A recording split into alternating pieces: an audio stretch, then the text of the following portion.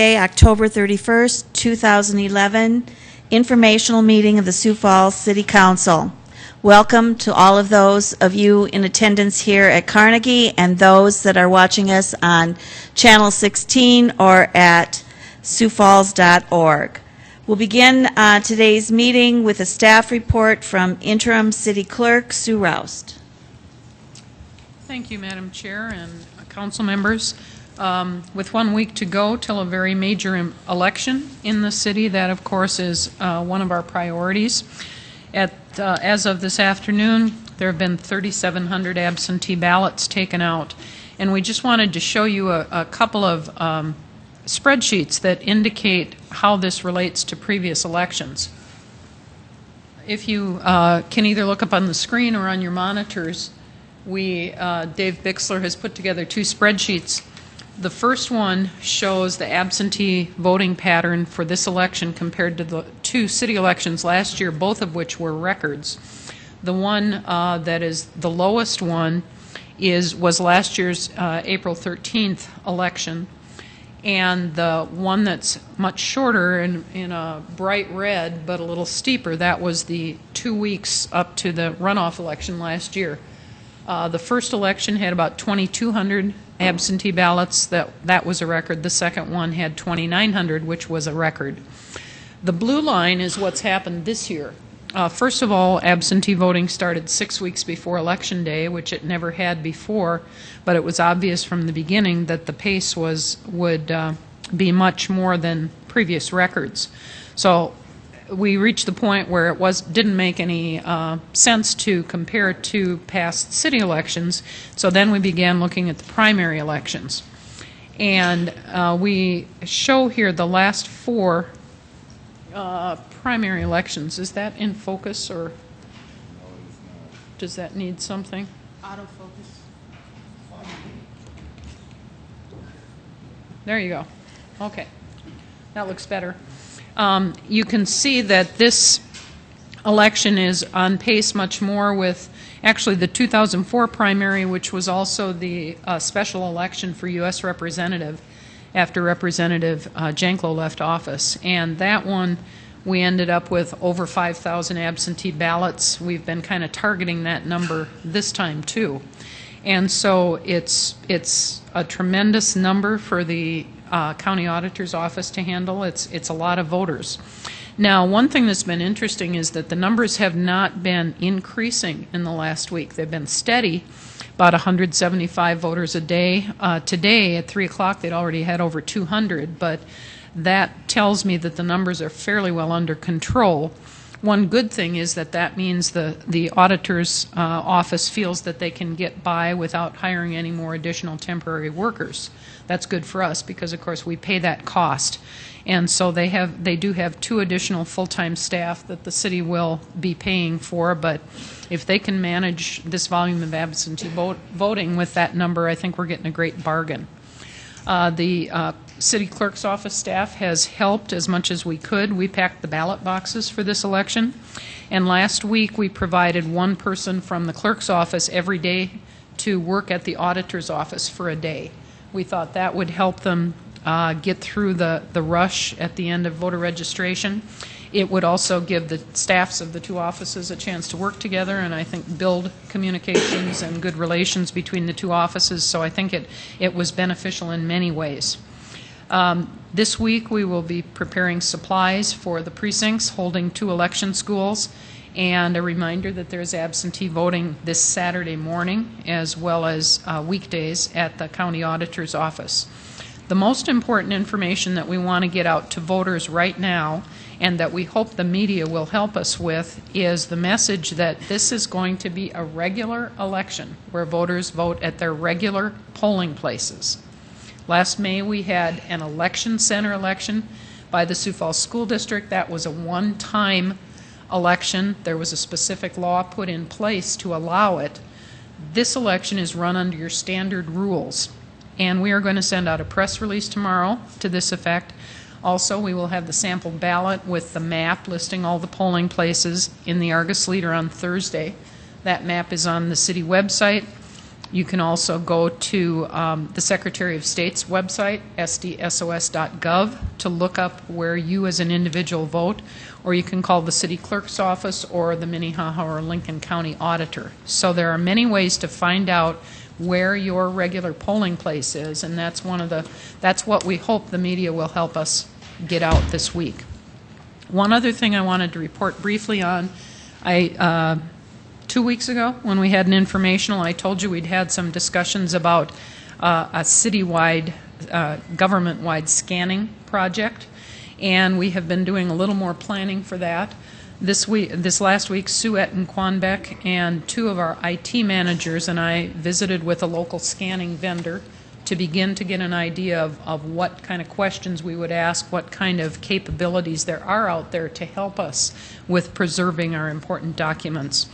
I also met with Sue Quanbeck-Etten, Scott Rust from Purchasing, and John Clemmy with IT to talk about next steps. This year, in the next 2 months, the planning department is working with a local vendor to begin scanning of documents. They have so many documents and so many large format documents that they will use up basically all our ability to do scanning without going out for bids. The bid limit is $25,000, and they estimate they may spend close to that this year. They have that in their budget. Going forward, Scott Rust and purchasing staff are working on an RFP for a scanning and indexing project that would probably be a contract for up to 5 years. Because this would be a fairly large project, fairly costly, it would be budgeted over a number of years, so we can fit it into the budget. This morning at the department directors meeting, Sue Quanbeck-Etten briefed them on this project and asked them to take the first steps to get ready for it, which are to have their staff review the records retention and destruction manual to see if there are any record types that are not included in there that we need to add.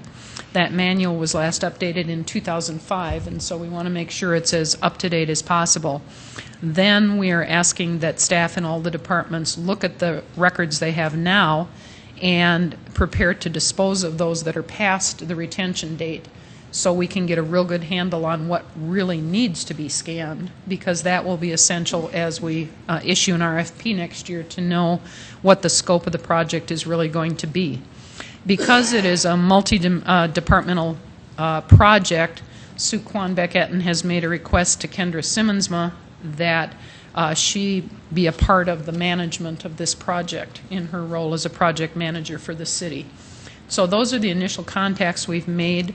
There's a lot of just preparation work by staff being done, but I thought you might be interested in that. When we do move forward, still the city clerk's office and the planning department at this point are the two first departments that have been identified to go through this project. Obviously, the clerk's office has many permanent records, and some of them are in bound volumes, handwritten from the late 1800s that we really need to preserve. So, thank you very much. Any questions for Mrs. Roust? Thank you, Sue. We'll now go on to City Council open discussion, and I'm going to take chair privilege. I have 2 items. First of all, I'd like to call Director Mark Cotter up, and Councilor Rolfing had requested that Director Cotter give us an update on the railroad relocation question. All right. Mark Cotter with the Office of Public Works, and do you have a specific question, or would you like me to talk in generalities? Yes. I guess I was, I was concerned when we were a bit blindsided at the last school board county meeting that we have on one of the Wednesdays that the school board superintendent of schools out there said that the people in Brandon were up in arms again, about this. And I think that was the first time I had heard anything about there being a potential site out in the Brandon area, other than the one we had talked about, and potentially one just kind of around the corner a little bit, not one quite so close to Brandon.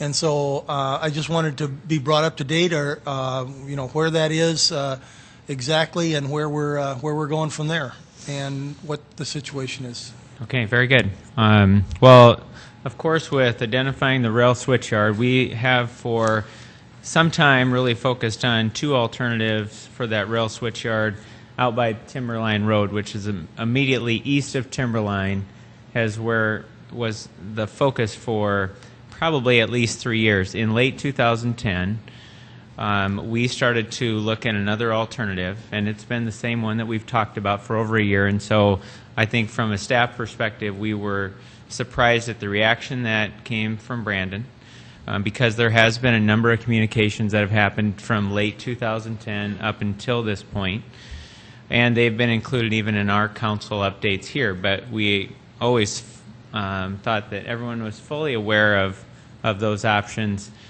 The areas that we've looked at within the growth boundaries of the city have been in future industrial development, and this E&E lot area, it's what we call it, the Ellison Eastern Rail Switchyard, is in an expected industrial park area of Brandon. So that's the only reason why we looked at it as a feasible alternative, and then started to go through the battery of review that you do. And so it's not new, and I think from our standpoint, we appreciate being able to come here today and just kind of take a look back. Essentially, some of the first communications with Brandon in their chamber happened back in August of 2010. And then we've provided you an update back in November of 2010 on that E&E site.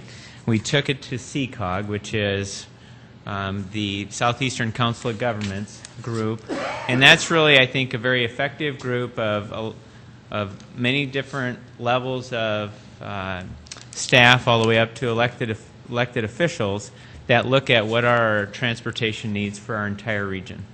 And it was discussed back with CCOG and that MPO group back in January of 2010, and then we've progressively talked about it in front of this venue, as well as additional times with the Brandon City Chamber, as well as of recent their administration and their city council. And so it wasn't a surprise. I think we understand that anytime you look at an alternative, it takes a significant amount of study. It's key to get public input. That's one of the benefits that we've gotten of recent. And we'll continue to drill down into look at what the most feasible alternative is for that rail switchyard. So, Mark, this is the, if I may, Madam Yes. Chairman? This is the one that we talked about that is north and just around the curve, That's correct. and Yep. up by the old Pathfinder plant, or That's just correct. south of the Pathfinder plant? It's actually between two rail yards today. The Ellison Eastern Rail Yard would be to the south of it, and the Burlington Rail Yard would be to the north of it. There's some distance between them, but it is in a rail corridor today, and that was one of the key reasons from an operations standpoint with the rail yards that it was looked at as a feasible alternative. Good. Any other questions? Councillor Urbanbach. Mark, would you share with us and with the citizens of Brandon then, when would be their next opportunity to have public input on this process that we've been going through for years at this point? Well, there's a number of different options, and some of which that we just talked about after the most recent county commission meeting is there a venue in Brandon that we could come to and, again, communicate more about the project, more about the alternative, and continue to answer their questions. And so project specific, we're expecting to have a large public meeting before the end of this year. And that would be in Sioux Falls for anyone to come. The other area that we've extended to them is that we'll come to Brandon, and if they would like to have something in their school or a neighborhood specific, we would do that as well. And so I'm actually meeting with Brandon tomorrow, and I'll extend that as well. Good, thank you. Any other questions for Director Cotter? If not, thank you, Mark. Thank you.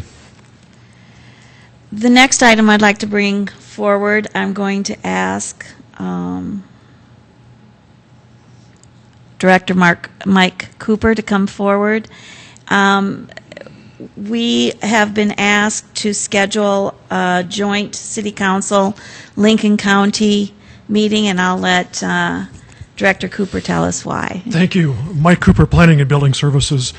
Last Monday, we had an extensive joint public hearing with Lincoln County Commissioners as well as the City Council on a proposed rezoning southwest of Sioux Falls.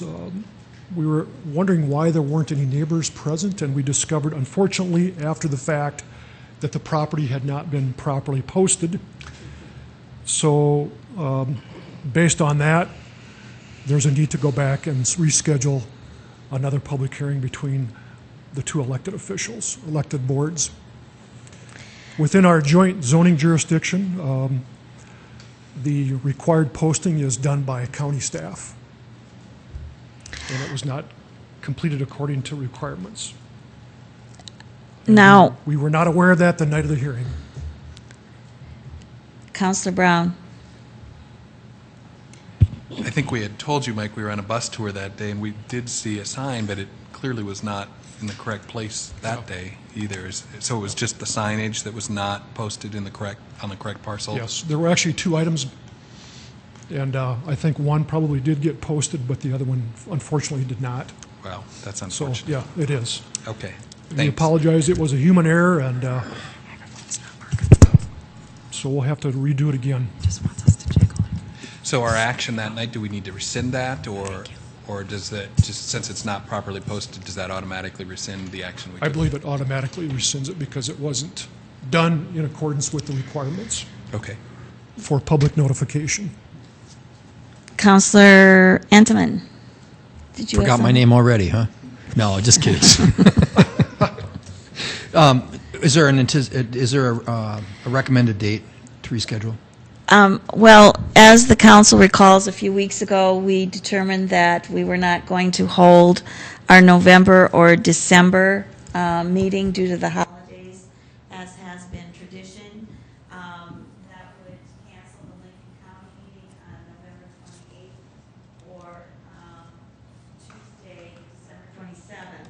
So I guess what I'm asking is whether the council wants to change our decision as far as those two meetings and have it rescheduled in January. I don't know, Director Cooper, if Lincoln County has any type of preference. I'm not aware that they do. I know, based on the staff communication with the applicant, it sounds like they were not anticipating beginning any work this year because of the lateness. So I don't believe that, in their mind, whatever delay has to happen is going to be up to the elected officials to make that decision. Councilor Brown. Just speaking for myself, but just not knowing their schedule, I would be willing to have a special meeting at their convenience to move this forward so they don't have to wait. But I just think we owe the people that. I agree. Councilor Erpenbach. Madam Chair, did you have conversation with the petitioner as well regarding this? I didn't have a discussion, but Mrs. Rouse did. Sue, do you want to? Yes, Mr. Thad Shetnan, the applicant, called originally to inquire about getting the audio of the meeting, but as we spoke, I realized what had happened here, and I talked to him about the fact that you were not planning to meet on the November 28th, and I said I thought it perhaps was because people might be vacationing, and he said his preference and the message he would like communicated back to you is that if by holding the meeting on November 28th there would be a small group meeting, if there would be just a bare quorum of the council, he would prefer that it be postponed until there is a full council to meet and hear it. And I said, you know, specifically, they've canceled the November and December meetings. Are you saying that it would be all right if it waited till January? And he said, well, if it has to wait that long to get a full council, that would be okay. I can't do anything yet this year because of the lateness and because of what happened, so if it has to wait, his very strong preference was, please make sure you're going to have a full council to hear it. Thank you. Councillor Antoman. I think one of the reasons we canceled, I think, the 28th meeting is because we really didn't have that much on the docket, I believe. Quite honestly, I am available on the 28th. I don't know how everybody else sits. Well, can I just take a hand poll? How many of you would be able to be here on the 28th for the meeting, November 28th, Monday, November 28th? Oh, that's, okay. We will, if you would convey, Director Cooper, that we will hold the meeting then on Monday, November 28th. Thank you. Madam Chair, Yes. would the timing then be the same as it normally is? It would be 7 o'clock? Yes, on that Monday night it would be 7 o'clock. Then I would also ask, are we still canceling our informational meeting at 4 o'clock? And then Councilor Rolfing has asked that land use meet that evening. So we need some timing on those things as well, if we might. All right. Let's schedule a full afternoon then again. If you're going to have land use, we'll have an informational if there's any business to come before the council. So we'll reinstate the November 28th meeting. It will the informational will begin at 4 o'clock, followed by a land use committee meeting and 7 o'clock with Lincoln County. Thank you. But we will cancel the December 27th. Is that? Yes. All right. I think we're all set with that. Councilor Rolfing, would you like to give us some information as to what you will be hearing today at the Land Use Committee meeting? I would love to do that. We're going to move some things around, but for the most part, we're going to be talking about zoning ordinance with ATVs and utility trailers. Urban agriculture should be an interesting start to the year and or end of the year and start to next year when we get going on that.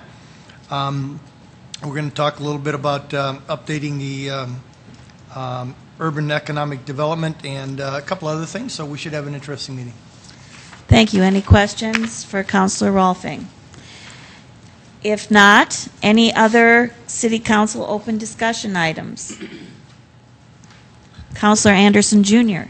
Yes, I just wanted to make the council aware that next Monday, I will not be attending any of the council meetings. I will be traveling to the American Softball Association National Convention as Sioux Falls has a bid to be a host of another national tournament in 2013, and I have to give the presentation. Thank you.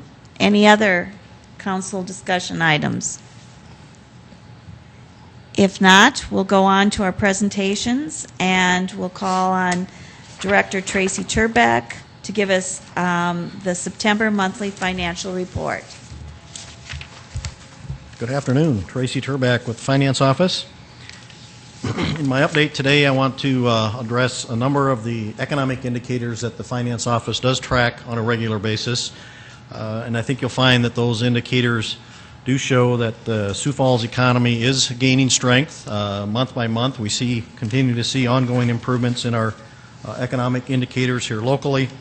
And I'll also touch on an overview of the general fund financial results on a year-to-date basis.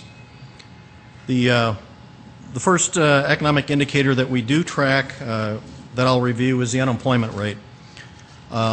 I should mention too that there are hard copies of the presentation available for the public as well, so they have that available to them. But the unemployment rate, of course, you've seen some of this information before. Throughout 2009, the unemployment rate in the Sioux Falls MSA hovered around 5%. In 2010, began at over 6% and generally drifted lower throughout 2010 and ended just under 5% by the end of 2010.